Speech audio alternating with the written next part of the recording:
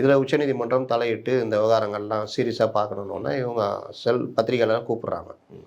விசாரணை எப்படி இருக்கணும்னா, நீங்கள் எந்த நோக்கத்துக்கு பண்ணீங்க, யாருக்காவது ஷேர் பண்ணீங்களா, இதை பொதுவெளியில் வெளியிட்டீங்களா, உங்களுக்கு தெரியுமா இதை பொதுவெளியில் வெளியிடக்கூடாதுன்னு, என்ன நோக்கத்துக்கு பண்ணீங்கன்னா அதுக்கு அவங்க பதில் சொல்ல போகிறாங்க. அதை எடுத்துக்கிட்டு அவ்வளோதான், அந்த விசாரணை தானே.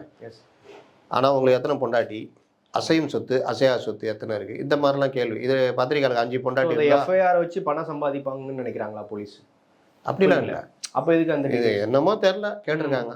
இந்த இதெல்லாம் வந்து வெளியில் வந்து பத்திரிகையாளர் விசாரணை போனவங்களாம் சொல்லியிருக்காங்க. இந்த மாதிரிலாம் விஷயமே எல்லாத்துக்கும் மேலே செல்ஃபோனை வாங்கினதுன்றது இப்போ சமீப காலமாக நீங்கள் போலீஸில் இந்த பிடிபடுறவங்க ஏதாவது கைது செய்யப்படக்கூடிய செல்ஃபோன் பறிமுதல் செய்யப்படுகிறது.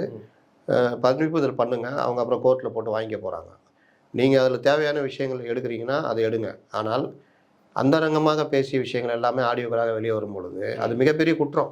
ஆனால் இங்கே எல்லா கட்சியும் நாம் தமிழர் கட்சி பலருக்கும் நடந்திருக்கு. அப்போது ஒரு பெரிய இயக்கத்துக்கே அது நடக்குதுன்னா அந்த இயக்கத்தை முடக்கிற வேலைலாம் அது ஒரு பார்ட்டு.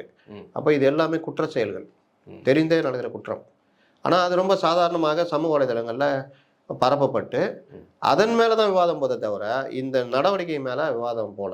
இது எப்படி பண்ணலாம், ஒருத்தருடைய பிரைவசி எப்படி வெளியிடலான்றது.